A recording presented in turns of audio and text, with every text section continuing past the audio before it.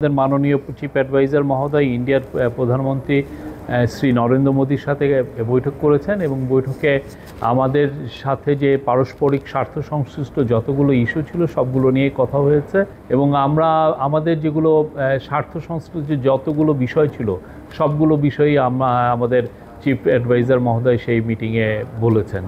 যেমন শেখ হাসিনার প্রত্যর্পণ বিষয়ে কথা হয়েছে, শেখ হাসিনা যে ওইখানে বসে অনেক ধরনের ইনসেন্ডিয়ারি কমেন্ট করছেন সেগুলোর বিষয়ে কথা হচ্ছে। তারপরে বর্ডার কিলিং নিয়ে কথা হয়েছে। আমাদের দুই দেশের মধ্যে যে গাঞ্জেস ওয়াটার ট্রিটিটা আপনি জানেন যে নতুন করে এটার এক্সপায়ার হয়েছে, নতুন করে ট্রিটিটা হওয়ার আবার কথা হচ্ছে এবং তিস্তা ওয়াটার এগুলো সবগুলো নিয়েই কথাবার্তা হয়েছে। আমি বলবো যে মিটিংটা খুবই কনস্ট্রাকটিভ, প্রোডাক্টিভ এবং ফ্রুটফুল হয়েছে।